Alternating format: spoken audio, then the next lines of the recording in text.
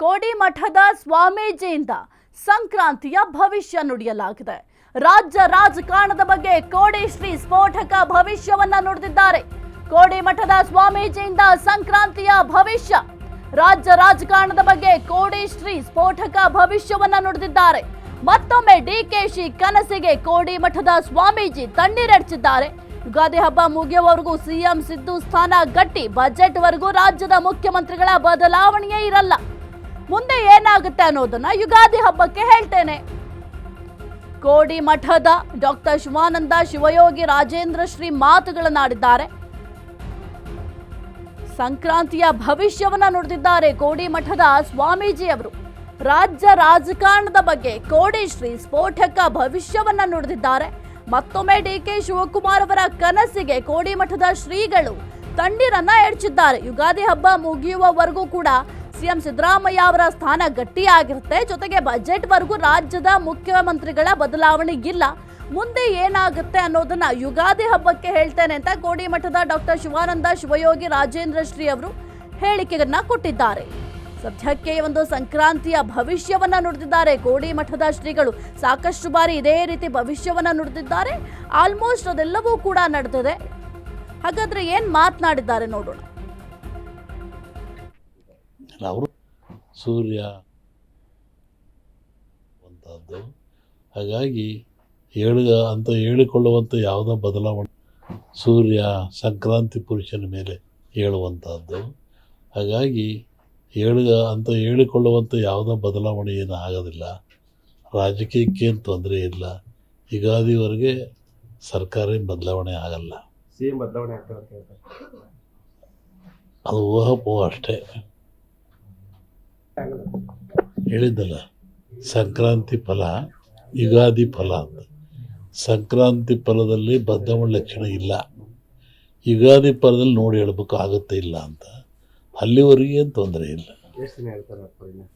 ಹೇಳಿದ್ರು ಯುಗಾದಿ ನೋಡಿ ಹೇಳಬೇಕು ಬಂದೆ. ಈ ಸಂಕ್ರಾಂತಿ ಹೇಳ್ತಾ ಇದ್ದೆ ನಾನೀಗ. ಈ ಸಂಕ್ರಾಂತಿ ಫಲದಲ್ಲಿ ಬದಲಾವಣೆ ಲಕ್ಷಣ ಇಲ್ಲ. ಅದರಿಂದ ಯುಗಾದಿಲಿ ನೋಡಬೇಕು, ಯುಗಾದಿಲಿ ನೋಡಿ ಹೇಳಬೇಕಷ್ಟೆ. ಅವರಾಗೆ ಬಿಟ್ಟರು ಮಾತ್ರ ಸಾಧ್ಯ ಇದೆ. ಬದಲಾವಣೆ ಮಾಡೋಕ್ಕೆ ಯಾರ ಕೈಲೂ ಆಗಲ್ಲ. ಡಿಕೆ ಶಿವಕುಮಾರ್ ಅವರು ನಮಗೆ ಬೇಕಾದವರೇ.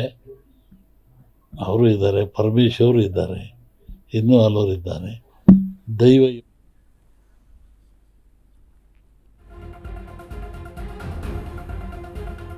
ಡಿಕೆ ಶಿವಕುಮಾರ್ ಬಗ್ಗೆಯೂ ಕೋಡಿಶ್ರೀ ಸ್ಫೋಟಕ ಮಾತುಗಳನ್ನಾಡಿದ್ದಾರೆ. ಡಿಕೆ ಶಿವಕುಮಾರ್ ಒಬ್ಬ ಒಳ್ಳೆಯ ಕಾರ್ಯಕರ್ತ, ಉತ್ತಮವಾಗಿ ಪಕ್ಷ ಸಂಘಟನೆ ಮಾಡುವಂತಹ ಮನುಷ್ಯ. ಡಿಕೆ ಶಿವಕುಮಾರ್ ಒಬ್ಬ ಹುಟ್ಟು ಹೋರಾಟಗಾರ. ಆದ್ರೆ ಇಲ್ಲಿ ಸಂಘಟನೆಯ ಪ್ರಶ್ನೆಯೇ ಬರೋದಿಲ್ಲ. ಸಿದ್ದರಾಮಯ್ಯ ಸಿಎಂ ಸ್ಥಾನ ಬಿಟ್ಕೊಡ್ತಾರಾ ಅಥವಾ ಈ ಒಂದು ಸ್ಥಾನವನ್ನ ಬಿಟ್ಕೊಡೋದಿಲ್ವಾ? ಇದಷ್ಟೇ ಎಲ್ಲರ ಮುಂದಿರುವಂತಹ ಪ್ರಶ್ನೆ ಅಂತ ಕೋಡಿಶ್ರೀ ಅವರು ಹೇಳಿದ್ದಾರೆ. ಹಾಲು ಮತದವರಿಂದ ಅಧಿಕಾರ ಕಿತ್ಕೊಳ್ಳೋದು ಬಹಳ ಕಷ್ಟ, ಹೀಗಂತ ಮೊದಲಿನಿಂದ ಭವಿಷ್ಯ ಹೇಳ್ತಿರುವ ಕೋಡಿಶ್ರೀ ಅವರು. ಹಾಗಾದ್ರೆ ಡಿಕೆ ಶಿವಕುಮಾರ್ಗೆ ಸದ್ಯಕ್ಕೆ ಒಂದು ಸಿಎಂ ಯೋಗ ಇಲ್ವಾ? ಸಿಎಂ ಸಿದ್ದರಾಮಯ್ಯ ತಾವಾಗಿಯೇ ಪಟ್ಟ ಬಿಡೋದು ಹಾಗಾದ್ರೆ ಯಾವಾಗ? $1 ಮಿಲಿಯನ್ ಪ್ರಶ್ನೆಗೆ ಉತ್ತರ ಸಿಗಲು ಯುಗಾದಿಯವರೆಗೂ ಕೂಡ ಕಾಯಲೇಬೇಕಾಗಿದೆ. ಬೇರೆ ಆಪ್ಷನ್ ಇಲ್ಲ. ಯಾಕೆಂತಂದ್ರೆ ಹೈಕಮಾಂಡ್ ಕೂಡ ಯಾವುದೇ ರೀತಿಯ ಸ್ಪಷ್ಟನೆಯನ್ನ ಕೊಡ್ತಾ ಇಲ್ಲ. ಇನ್ನು ಡಿಕೆ ಶಿವಕುಮಾರ್ ಅವರ ಬಗ್ಗೆ ಕೂಡ ಮಾತನಾಡಿದ್ದಾರೆ ಕೋಡಿಶ್ರೀ ಅವರು. ಒಳ್ಳೆಯ ಕಾರ್ಯಕರ್ತ ಅಂತ ಹೇಳಿದ್ದಾರೆ. ಜೊತೆಗೆ ಉತ್ತಮವಾಗಿ ಪಕ್ಷ ಸಂಘಟನೆ ಮಾಡುವಂತಹ ಮನುಷ್ಯ. ಡಿಕೆ ಶಿವಕುಮಾರ್ ಒಬ್ಬ ಹುಟ್ಟು ಹೋರಾಟಗಾರ. ಆದ್ರೆ ಇಲ್ಲಿ ಸಂಘಟನೆಯ ಪ್ರಶ್ನೆಯೇ ಬರೋದಿಲ್ಲ. ಸಿದ್ದರಾಮಯ್ಯ ತಮ್ಮ ಸಿಎಂ ಸ್ಥಾನವನ್ನ ಬಿಟ್ಕೊಡ್ತಾರಾ ಅಥವಾ ಬಿಟ್ಕೊಡೋದಿಲ್ವಾ? ಇದಷ್ಟೇ ಎಲ್ಲರ ಮುಂದಿರುವ ಪ್ರಶ್ನೆ ಅಂತ ಕೋಡಿಶ್ರೀ ಅವರು ಹೇಳಿದ್ದಾರೆ. ಇನ್ನು ಹಾಲು ಮತದವರಿಂದ ಅಧಿಕಾರ ಕಿತ್ಕೊಳ್ಳೋದು ಬಹಳ ಕಷ್ಟ, ಹೀಗಂತ ಮೊದಲಿನಿಂದಲೂ ಕೂಡ ಭವಿಷ್ಯವನ್ನ ಕೋಡಿಶ್ರೀ ಅವರು ಹೇಳ್ತಾ ಇದ್ದಾರೆ. ಹಾಗಾದ್ರೆ ಡಿಕೆ ಶಿವಕುಮಾರ್ಗೆ ಸದ್ಯಕ್ಕೆ ಸಿಎಂ ಆಗುವಂತಹ ಯೋಗ ಇಲ್ವಾ? ಸಿಎಂ ಸಿದ್ದರಾಮಯ್ಯ ತಾವಾಗೇ ಪಟ್ಟ ಬಿಡೋದು ಯಾವಾಗ ಎಂಬ $1 ಮಿಲಿಯನ್ ಪ್ರಶ್ನೆ ಕೂಡ ಸದ್ಯಕ್ಕೆ ಮೂಡ್ತಿದೆ.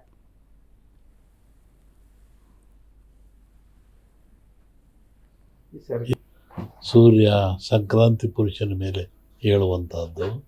ಹಾಗಾಗಿ ಹೇಳಿಕೊಳ್ಳುವಂಥ ಯಾವುದೋ ಬದಲಾವಣೆ ಏನು ಆಗೋದಿಲ್ಲ. ರಾಜಕೀಯಕ್ಕೆ ಏನು ತೊಂದರೆ ಇಲ್ಲ. ಯುಗಾದಿವರೆಗೆ ಸರ್ಕಾರ ಬದಲಾವಣೆ ಆಗಲ್ಲ. ಸಿಎಂ ಬದಲಾವಣೆ ಆಗ್ತದೆ ಅಂತ ಹೇಳ್ತಾರೆ. ಅದು ಊಹಾಪೋಹ ಅಷ್ಟೇ. ಹೇಳಿದ್ದಲ್ಲ, ಸಂಕ್ರಾಂತಿ ಫಲ ಯುಗಾದಿ ಫಲ ಅಂತ. ಸಂಕ್ರಾಂತಿ ಫಲದಲ್ಲಿ ಬದಲಾವಣೆ ಲಕ್ಷಣ ಇಲ್ಲ. ಯುಗಾದಿ ಫಲದಲ್ಲಿ ನೋಡಿ ಹೇಳ್ಬೇಕು ಆಗುತ್ತೆ ಇಲ್ಲ ಅಂತ. ಅಲ್ಲಿವರೆಗೆ ಏನು ತೊಂದರೆ ಇಲ್ಲ. ಎಷ್ಟು ದಿನ ಹೇಳ್ತಾರೆ ಹೇಳಿದ್ರು ಯುಗಾದಿ ನೋಡಿ ಹೇಳಬೇಕು ಬಂದೆ. ಈ ಸಂಕ್ರಾಂತಿ ಹೇಳ್ತಾ ಇದ್ದೆ ನಾನೀಗ. ಈ ಸಂಕ್ರಾಂತಿ ಫಲದಲ್ಲಿ ಬದಲಾವಣೆ ಲಕ್ಷಣ ಇಲ್ಲ. ಅದರಿಂದ ಯುಗಾದಿಲಿ ನೋಡಬೇಕು, ಯುಗಾದಿಲಿ ನೋಡಿ ಹೇಳಬೇಕಷ್ಟೆ. ಅವರಾಗೆ ಬಿಟ್ಟರು ಮಾತ್ರ ಸಾಧ್ಯ ಇದೆ. ಬದಲಾವಣೆ ಮಾಡೋಕ್ಕೆ ಯಾರ ಕೈಲೂ ಆಗಲ್ಲ. ಡಿ ಕೆ ಶಿವಕುಮಾರ್ ನಾನು ಆಗ್ಬೇಕಂತಿದ್ದಾರೆ. ಅವರು ನಮಗೆ ಬೇಕಾದವರೇ. ಅವರು ಇದ್ದಾರೆ, ಪರಮೇಶ್ವರು ಇದ್ದಾರೆ, ಇನ್ನೂ ಹಲವರು ಇದ್ದಾರೆ. ದೈವ ಯೋಗ ಯಾರಿಗಿದೆ ಅವರಿಗೆ ಆಗ್ತದೆ. ಆದರೂ ಇವರು ಇಡಿಸೋದು ಕಷ್ಟ.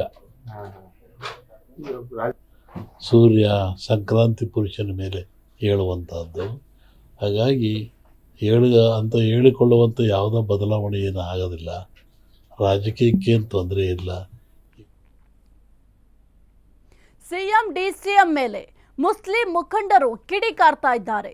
ಬಾಗಲಕೋಟೆ ಬೈ ಎಲೆಕ್ಷನ್ ಸಮಯದಲ್ಲೇ ಭಿನ್ನ ಮತ. ಸಿಎಂ ಡಿಸಿಎಂ ಮೇಲೆ ಮುಸ್ಲಿಂ ಮುಖಂಡರು ಕಿಡಿಕಾರ್ತಾ ಇದ್ದಾರೆ. ಬಾಗಲಕೋಟೆ ಬೈ ಎಲೆಕ್ಷನ್ ಸಮಯದಲ್ಲೇ ಭಿನ್ನ ಮತ ಮೂಡಿದೆ. ಉಪಚುನಾವಣೆ ಹೊತ್ತಲ್ಲೇ ಕೈ ನಾಯಕರ ದೊಡ್ಡ ಎಡವಟ್ಟು. ಕಾರ್ಯಕರ್ತರು ರೆಬಲ್. ಉಪಚುನಾವಣೆಗೆ ಇದು ಎಫೆಕ್ಟ್. ಬ್ಲಾಕ್ ಅಧ್ಯಕ್ಷರ ನೇಮಕ ವಿಚಾರದಲ್ಲಿ ಭುಗಿಲೆದ್ದ ಕಿಚ್ಚು. ಸ್ಥಳೀಯ ಮುಖಂಡರಿಗೆ ಮಾಹಿತಿ ಇಲ್ಲದೆ ಅಧ್ಯಕ್ಷರ ಆಯ್ಕೆ. ಬಾಗಲಕೋಟೆಯವರನ್ನ ಬಿಟ್ಟು ವಿಜಯಪುರದವರಿಗೆ ಮಣೆಯನ್ನ ಹಾಕಲಾಗಿದೆ. ಮುದ್ದೇಬಿಹಾಳ ಕ್ಷೇತ್ರದ ಸದ್ಯಕ್ಕೆ ಅಲ್ಲಿ ಒಬ್ಬ ಮುಖಂಡನಿಗೆ ಮಣೆ ಹಾಕಲಾಗಿದೆ. ಕೆಪಿಸಿಸಿ ನಡೆಗೆ ಮುಸ್ಲಿಂ ಮುಖಂಡರಿಂದ ಭಾರಿ ಆಕ್ರೋಶ ಕೂಡ ವ್ಯಕ್ತವಾಗ್ತಾ ಇದೆ. ಜೊತೆಗೆ ಸಿಎಂ ಡಿಸಿಎಂಗೆ ಸಮುದಾಯದ ನಾಯಕರು ವಾರ್ನಿಂಗ್ ಅನ್ನ ಮಾಡ್ತಾ ಇದ್ದಾರೆ. ಮುಖ್ಯವಾಗಿ ಪತ್ರವನ್ನ ಬರೆದು ಅಸಮಾಧಾನವನ್ನ ಮುಸ್ಲಿಮರು ಹೊರಹಾಕ್ತಾ ಇದ್ದಾರೆ. ಚುನಾವಣೆ ಹೊತ್ತಲ್ಲೇ ಕೈ ಪಡೆಗೆ ಭಿನ್ನ ಮತದ ಟೆನ್ಷನ್ ಶುರುವಾಗಿದೆ. ಈಗ ಸದ್ಯಕ್ಕೆ ಆ ಒಂದು ಭಿನ್ನ ಮತವನ್ನ ಶಮನ ಮಾಡಲೇಬೇಕಾಗಿದೆ. ಇಲ್ಲ ಅಂತಂದ್ರೆ ಚುನಾವಣೆಯ ಮೇಲೆ ಇದು ಎಫೆಕ್ಟ್ ಆಗುತ್ತೆ. ಬಾಗಲಕೋಟೆ ಬೈ ಎಲೆಕ್ಷನ್ ಸಮಯದಲ್ಲಿ ಈ ರೀತಿಯ ಭಿನ್ನ ಮತ ಮೂಡಿದೆ. ಉಪಚುನಾವಣೆ ಹೊತ್ತಲ್ಲಿ ಕೈ ನಾಯಕರು ಎಡವಟ್ ಮಾಡ್ಕೊಂಡ್ರೆ ಹಾಗಾದ್ರೆ ಕಾರ್ಯಕರ್ತರು ಒಂದ್ ಕಡೆ ರೆಬಲ್ ಆಗಿದ್ದಾರೆ. ಉಪಚುನಾವಣೆಗೆ ಇದು ದೊಡ್ಡ ಎಫೆಕ್ಟ್ ಆಗುತ್ತೆ. ಬ್ಲಾಕ್ ಅಧ್ಯಕ್ಷರ ನೇಮಕ ವಿಚಾರದಲ್ಲಿ ಕಿಚ್ಚು ಈಗ ಭುಗಿಲೆದ್ದಿದೆ. ಸ್ಥಳೀಯ ಮುಖಂಡರಿಗೆ ಮಾಹಿತಿ ಇಲ್ಲದೆ ಅಧ್ಯಕ್ಷರನ್ನ ಆಯ್ಕೆ ಮಾಡಲಾಗಿದೆ. ಬಾಗಲಕೋಟೆಯವರನ್ನ ಬಿಟ್ಟು ವಿಜಯಪುರದವರಿಗೆ ಮಣೆ ಹಾಕಿದ್ದಾರೆ.